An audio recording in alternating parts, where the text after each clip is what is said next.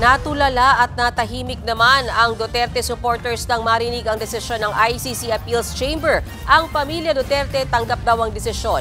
Aniya sa frontline sa balita si Bril Montalvo ng News 5 Mindanao. Tahimik ang mga taga-suporta ni dating Pangulong Rodrigo Duterte matapos marinig ang desisyon ng ICC Appeals Chamber na nagbabasura sa apilang pansamantalang kalayaan ni dating Pangulong Rodrigo Duterte. Nagpe-prayer vigil sila sa PDP headquarters kanina. Lahat ay tulala at halos maiyak sa kinahantungan ng desisyon. Gusto po namin makalaya kasi matanda na po siya. Hindi na po siya nakikita dito. Tatay Duterte, umuwi na po kayo.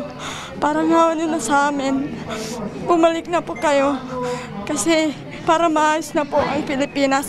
Napakasakit po, sir, at alam ko po na malungkot po ang lahat, sir. Kaya lang, ang masasabi ko lang po, sir, huwag po tayong susuko, sir, na ituloy po yung laban. Tanggap na ng PDP ang desisyon at patuloy daw na susuportahan si Duterte. Ang partido po ang PDP laban, patuloy po ang kanilang magiging activities. Kung meron pong maitutulong ang partido pagdating naman po sa request ng family, kung makakatulong po ito sa kaso ng aming chairman, kasalukuyang chairman, gagawin din naman po ito ng partido. Ang pamilya Duterte tanggap na rin daw ang desisyon ng may kapayapaan. Patuloy daw na makikipagtulungan ang pamilya sa defense team at susuportahan ang dating Pangulo at kanilang padre di pamilya sa pamamagitan ng araw-araw na pakikipag-usap. Nagpasalamat ang Duterte family sa dasal ng supporters. Ang mga Dabawenyo hindi na rin naitago ang lungkot. Inaasahan daw kasi nila na makakalaya ang kanilang dating alkalde. I felt so sad and disappointed because I really thought that makakauwi na po here sa Davao si Tatay Digong, and kasi matagal na rin po naming hoping. Sana makalabas na siya soon. Be strong, Tatay Digong. Be strong, and I pray for you. Love ka na mga taga Davao. Nakasama mong kasing-kasing, tanan.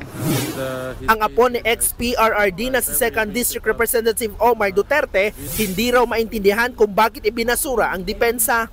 Nasa The Hague siya para suportahan ang lolo. Hindi ko rin maintindihan bakit nag-reject lahat ng grounds. Ang si PRRD po is 80 years old. It's a sad day for me. Pero later, kailangan ko mag-smile konti kasi mamaya magkita kami, dalaw kami mamaya. So di pwede ganito na mood sa loob. Si dating presidential spokesperson Harry Roque nasasaktan daw bilang abogado na nabaliwala ng ICC Appeals Chamber ang humanitarian plea. Hindi dapat gano'n. Sometimes it's about law, but it's also about justice and about the call of humanity. Si Senador Robin Padilla hindi rin maiwasang madismaya. Nung nagbabasa na yung judge, sabi na niya yung mga merits, sabi ko sa aking lawyer, wala na to. Malungkot na to. Yun po, malungkot. Siyempre, depressed. Posibleng bumalik daw ng Netherlands si Padilla pagkatapos ng sesyon.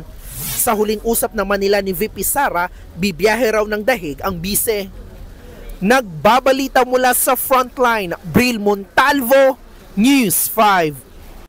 Mga kapatid, Mean Los Baños po, huwag magpahuli sa mga balita at impormasyong dapat ninyong malaman.